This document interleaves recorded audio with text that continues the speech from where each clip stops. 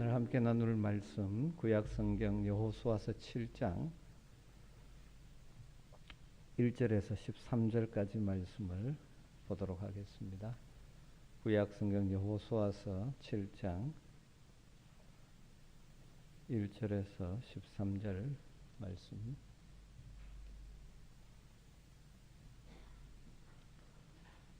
말씀을 한 절씩 교독하겠습니다. 7장 1절입니다. 이스라엘 자손들이 온전히 바친 물건으로 말미암아 범죄하였으니 이는 유다 지파 세라의 정손 삽디의 손자 갈미의 아들 아간이 온전히 바친 물건을 가졌습니다.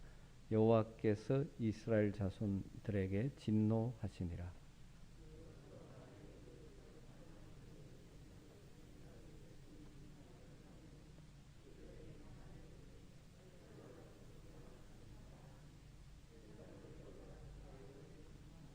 여호수아에게로 돌아와 그에게 이르되 백성을 다 올라가게 하지 말고 2,3,000명만 올라가서 아이를 치게 하소서.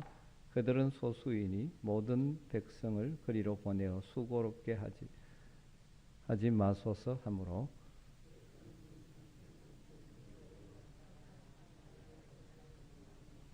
아이 사람이 그들을 36명쯤 쳐 죽이고 성문 앞에서부터 스바림까지 쫓아가 내려가는 비탈에서 쳤으므로 백성의 마음이 녹아 물같이 된지라.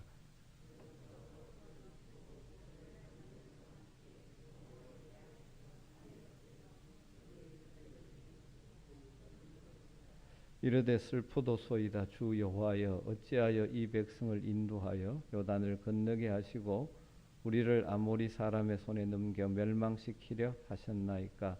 우리가 요단 저쪽을 만족하게 여겨 거주하였다면 좋을 뻔하였나이다.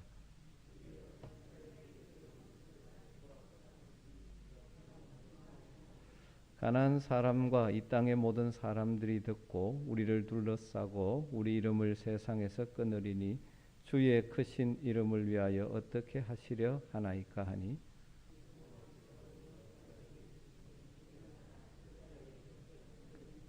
이스라엘이 범죄하여 내가 그들에게 명령한 나의 언약을 어겼으며 또한 그들이 온전히 바친 물건을 가져가고 도둑질하며 속이고 그것을 그들의 물건들 가운데 두었느니라.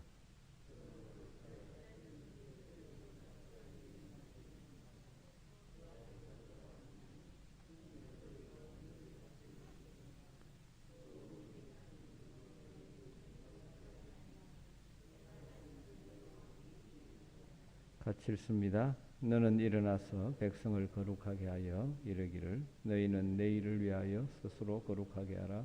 이스라엘의 하나님 여호와의 말씀에 이스라엘아 너희 가운데 온전히 바친 물건이 있나니 너희가 그 온전히 바친 물건을 너희 가운데서 제하기까지는 내 원수들 앞에 능히 맞서지 못하리라.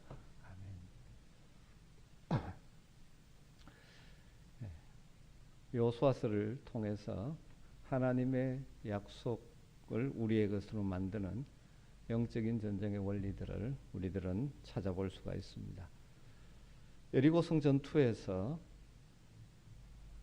우리는 하나님께서 함께 하심 그리고 그 하나님을 신뢰하며 순종하여 믿음의 용기를 가지고 나가는 것이 승리의 요건이라는 사실을 발견했습니다. 그러나 우리 인생은 연약하기에 실수하고 실패할 때도 있습니다. 하나님의 사람 여호수아가 이끄는 이스라엘 백성들도 가나안 정복 전쟁에서 패배를 경험했습니다. 요단강을 마른 땅처럼 건너고 난공불락의 여리고성을 함락했습니다.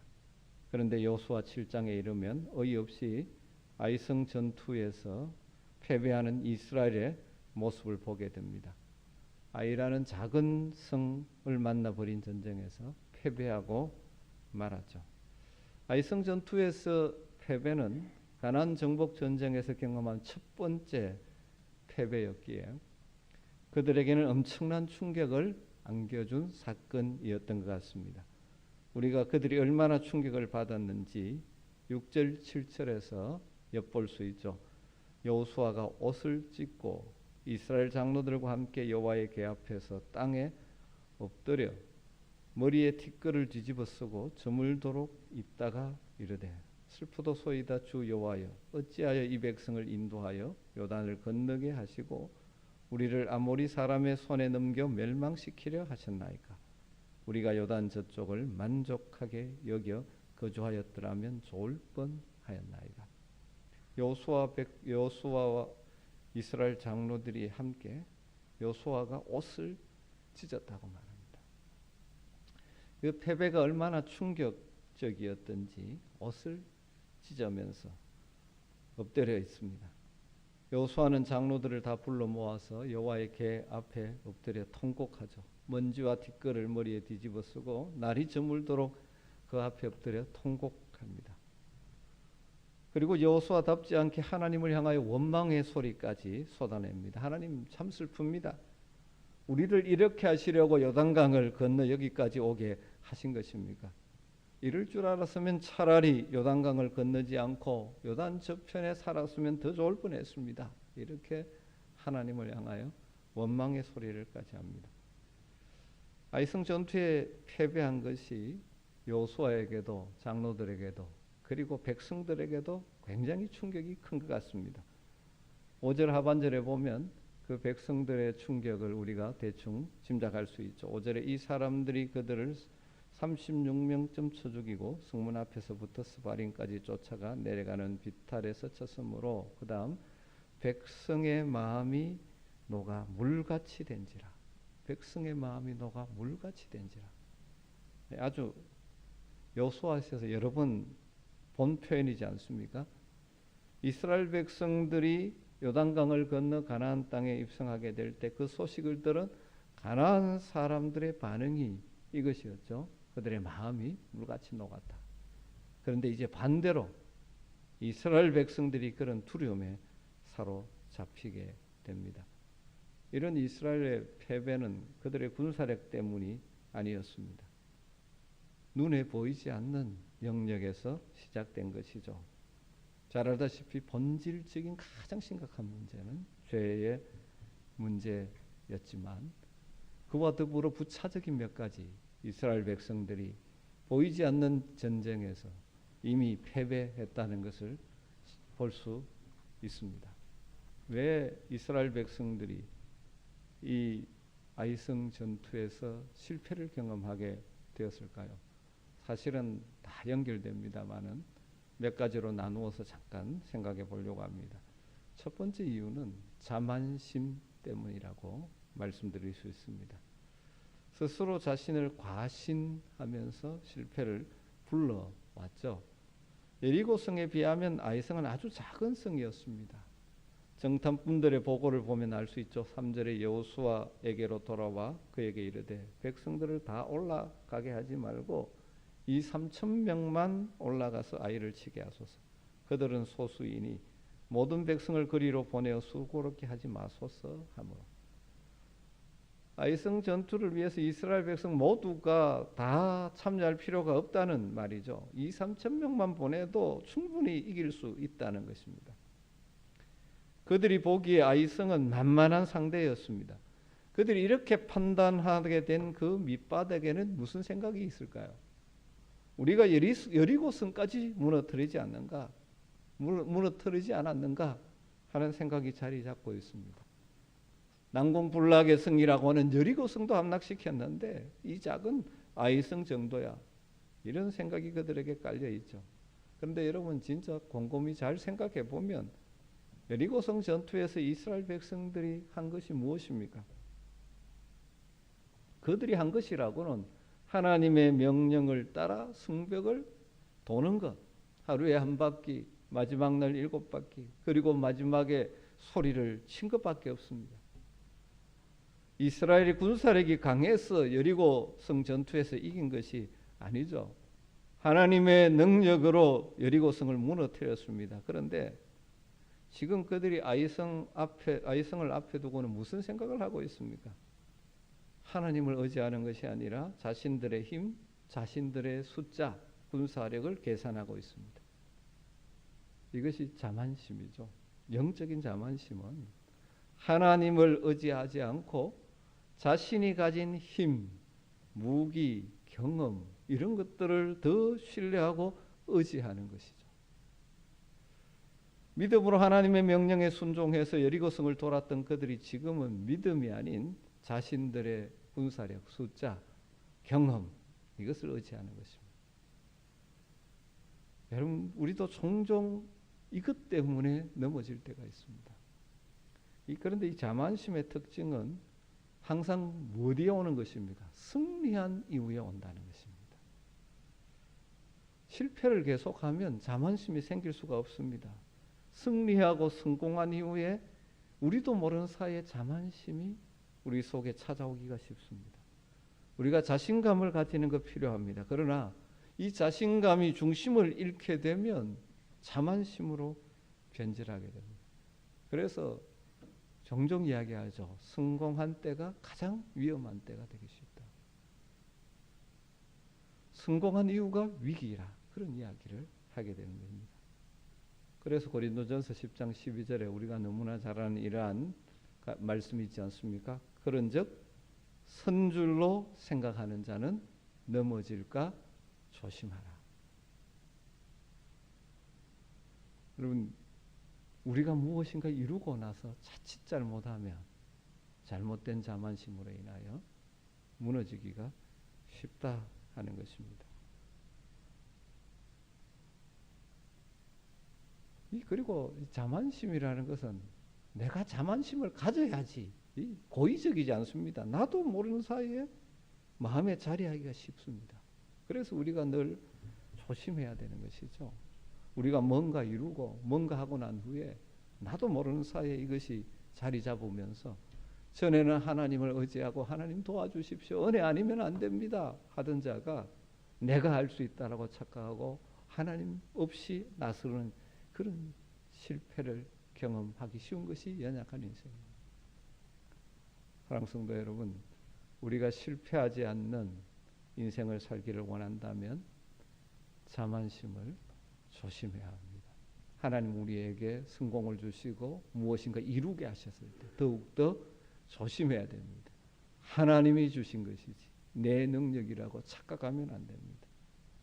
말씀처럼 선줄로 생각하는 자는 넘어질까 조심하라. 이 말씀을 늘 기억하면서 살아가는 여러분 되시기를 주의 이름으로 축원합니다. 넘어지지 않는 인생 될 것입니다. 두 번째 원인은 하나님과 소통하지 않았다는 것입니다. 다르게 말하면 기도를 무시했다는 것입니다. 하나님께 묻지 않았다는 것입니다. 요단강을 건널 때나 여리고성을 물을 뜰 때는 다 하나님의 명령을 따라 움직였습니다. 다르게 말하면 하나님과 소통하면서 하나님의 지시를 받아서 움직였습니다. 하나님께서 요단강 건널 때는 이렇게 언약궤를 제사장 메고 앞세워서 이렇게 하라 그렇게 했습니다. 여리고성도 이렇게 하라. 그런데 아이성 전투에는 그런 요소가 전혀 보이지 않습니다. 하나님 사실은 1절에 이미 7장 1절에 하나님은 진노하고 계시는데도 그들이 주문제했기 때문에 진노하고 계시는데도 불구하고 그것도 모르고 그냥 자기들의 생각을 따라 과거의 경험을 따라 하나님의 지시도 기다리지 않고 하나님께 묻지도 않고 나선 것이죠. 아이성을 앞에 두고 이스라엘 백성들은 과거에 해왔듯이 여리고성 때의 경험을 따라서 정탐꾼을 보내는 것입니다. 사실 여리고성 경우에는 하나님의 뜻을 인도하심을 따라 보낸 것이죠. 그런데 묻지도 않습니다. 이번에는 전에 그렇게 했으니까 이번에도 그렇게 정탐꾼을 보낸 것입니다. 여러분 우리가 참 빠지기 쉬운 신앙생활을 하면서 교회를 사역하면서 하나님께서 은혜로 참 열매를 맺게 하셨으면 그때는 하나님께서 이런 방법을 깨닫게 하시고 인도하셔서 뭔가 잘 되었으면 그 방법만 쓰면 된다고 착각할 때가 있습니다. 목회자로 사역자로서 저도 사실 이런 실수를 꽤 많이 했었던 것 같습니다. 주일학교 교육전사 하면서 부서 주일학 중고등부 아이들을 할 때 정말 처음 맡아서 열정을 가지고 기도하면서 하나님 이번 수련회 은혜 주십시오. 준비하고 가서 정말 하나님께서 풍성한 은혜를 주셨습니다. 그런데 이것이 쌓이면서 그냥 전에 했던 방법, 전에 이렇게 하니까 은혜가 되더라. 그냥 그렇게 해버리면 안 돼. 신은 무너지는 것입니다. 우리가 교회 일을 할 때 늘 주의해야 됩니다. 전에는 우리가 이렇게 하니까 잘 되었다. 기도 없이 하나님께 묻지 않고 그대로 하면 실패하기가 쉽습니다.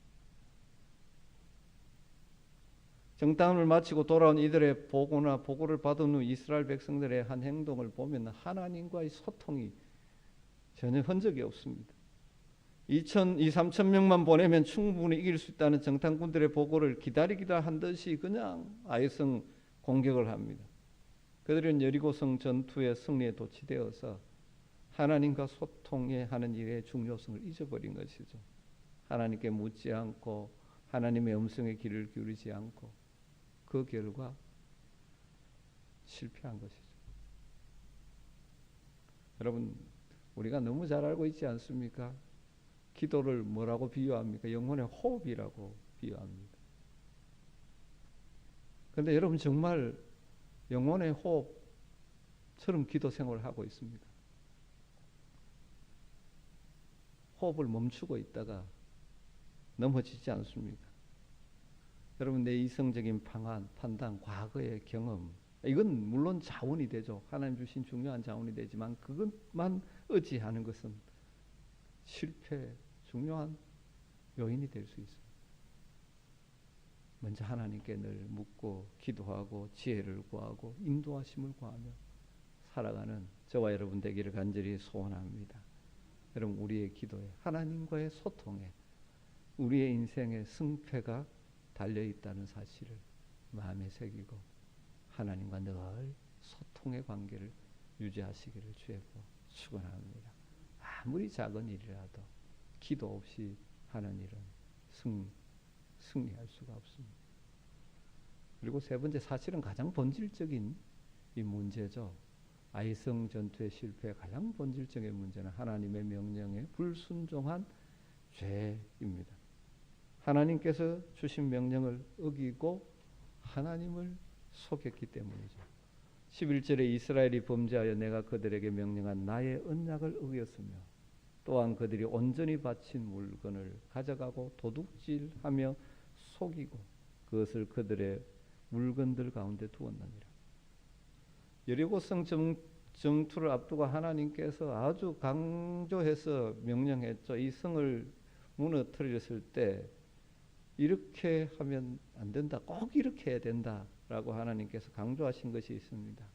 그것이 6장 17절에서 19절이죠. 이 성과 그 가운데 있는 모든 것은 여호와께 온전히 바치되 기생 라합과 그 집에 동거하는 자는 모두 살려주라. 이는 우리가 보낸 사자들을 그가 숨겨주었음이라. 너희는 온전히 바치고 바친 것 중에서 어떤 것이든지 취하여 너희가 이스라엘 진영으로 바치는 것이 되게 하여 고통을 당하게 되지 아니하도록 하나님께서 경고하셨습니다. 고통을 당하지 않겠다.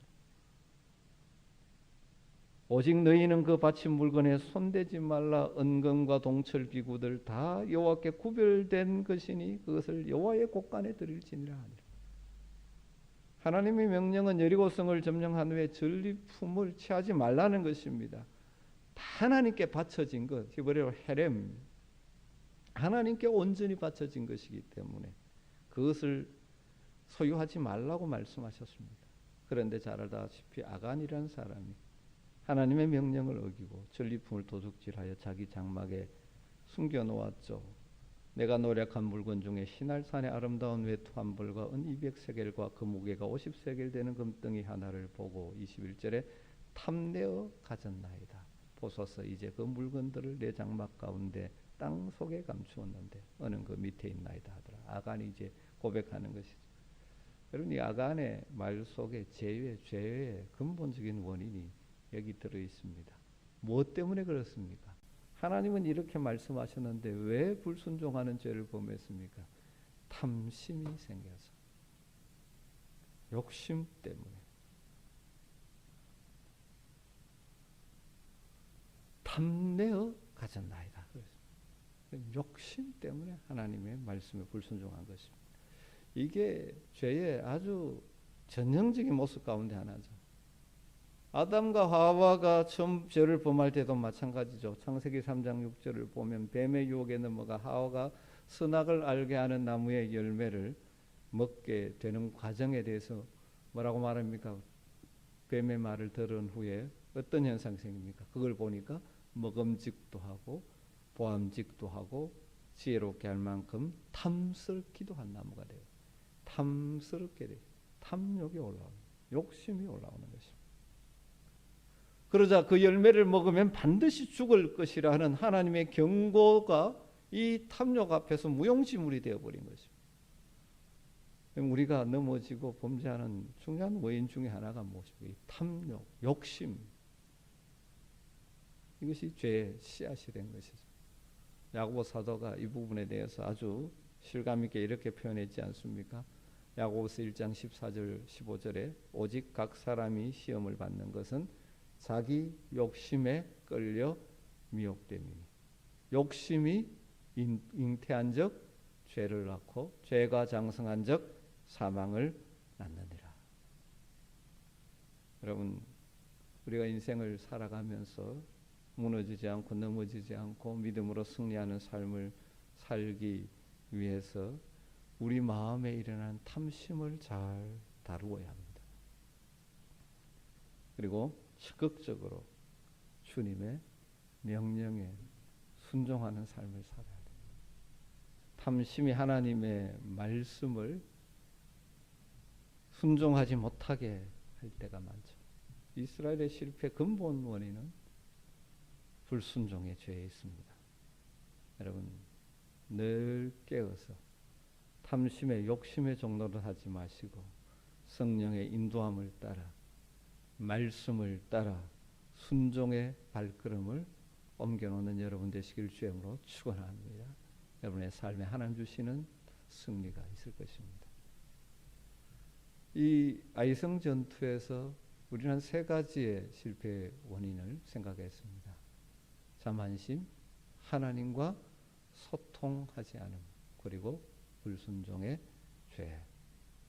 여러분, 이 원인을 알고 주의하는 것도 중요하지만 또 우리가 여기서 배울 수 있는 것은 우리는 연약하기 때문에 우리도 때로는 넘어지지 않습니다. 중요한 것은 회복의 길인 것입니다. 우리가 실패할 수도 있습니다. 하지만 다시 회복의 은총을 누릴 수 있고 누려야 하는 것이죠. 회복의 길에서 중요한 것은 두 가지입니다. 첫 번째는 죄를 숨기지 않고 고백하는 것, 그리고 죄의 문제를 온전히 처리하는 것. 그래서 야간을 통하여 예를 보여주시는 것이죠. 이 가나안 땅에 들어가서 하나님의 백성 공동체가 들어가는 첫머리에 이렇게 심각하게 이 문제를 다루는 이유는 정말 하나님 백성 공동체로서 지속적으로 유지되기 위해서는 이것이 필요하기 때문이죠. 우리의 회복의 길은 첫 번째 죄를 고백하는 것이죠. 20절에 아간이 여호수아에게 대답하여 이르되 참으로 나는 이스라엘의 하나님 여호와께 범죄하여 이러이러하게 행하였나이다. 그리고 나서 하나님은 죄를 철저하게 제거하게 하셨습니다. 25절 26절에 여호수아가 이르되 내가 어찌하여 우리를 괴롭게 하였느냐 여호와께서 오늘 너를 괴롭게 하시리라 하니 온 이스라엘이 그를 돌로 치고 물건들도 돌로 치고 불사르고 그 위에 돌무더기를 크게 쌓았더니 오늘까지 있더라. 여호와께서 그의 맹렬한 진노를 그치시니 그러므로 그곳 이름을 오늘까지 아골골짜기라고 하냐. 그럼 죄의 문제는 철저하게 제거해야 합니다. 어떻게 보면 이스라엘의 이 죄의 해결이 일어난 곳이 됩니까? 아골골짜기죠. 그런 의미에서 저주의 골짜기이고 동시에 죄가 죽은 자리, 아골골짜기죠. 그런데 호세아서를 보면 이런 말씀이 있습니다. 아골골짜기로 소망의 문이 되게 하신다. 다르게 말하면 아골골짜기에서 회복을 약속하신 것입니다. 신약으로 오면 요한일서 1장 9절 말씀 우리가 다 암송하고 있죠. 만일 우리가 우리 죄를 자백하면 그는 미쁘시고 의로우사 우리 죄를 사하시고 우리를 모든 불의에서 깨끗게 하실 것이요. 여러분 넘어질 수 있습니다. 중요한 것은 다시 회복하는 것입니다. 우리는 연약해서 때로는 말씀에 불순종하고 넘어질 수가 있습니다. 그런데 우리에게는 회복의 길이 있죠. 감추고 합리화하고 변명하지 마시고 주님 앞에 그대로 자복하는 것입니다.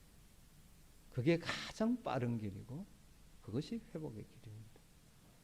그럴 때 우리 하나님은 은혜로우시고 자비로우셔서 우리를 정결케 하시고 회복시켜 주시는 것이죠.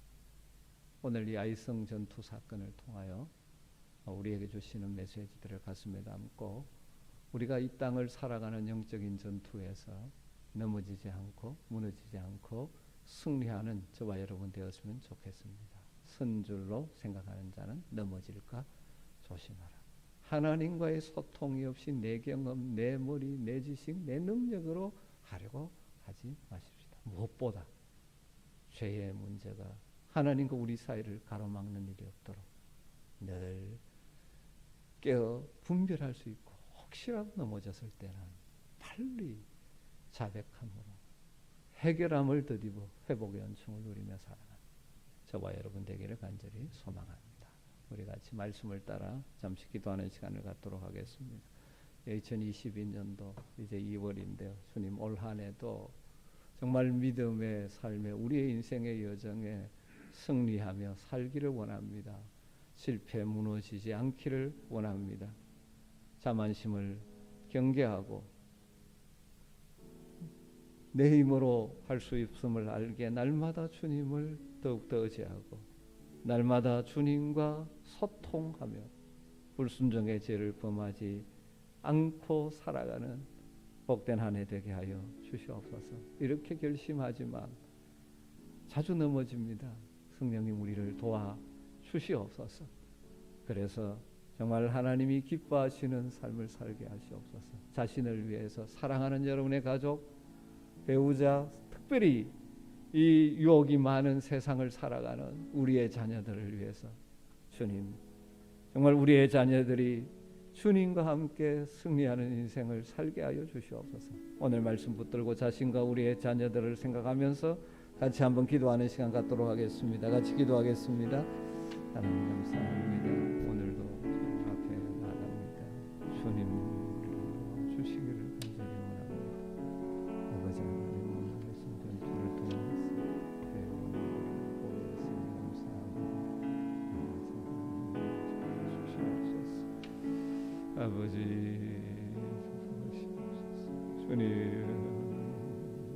주님 앞에 오 주님 늘 하나님의 소리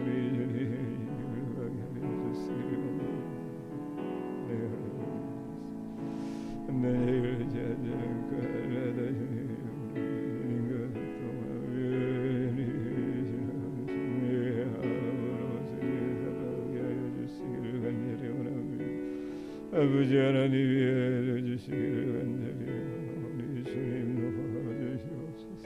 주여 사랑하는 주님 응애를 살아가는데 주님들이 주님 힘을 주시옵소서.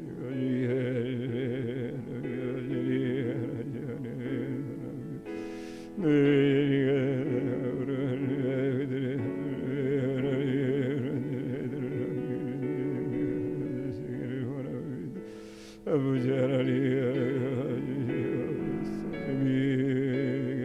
주시기를 간절히 원합니다. 주님 우리의 주여 나의 주님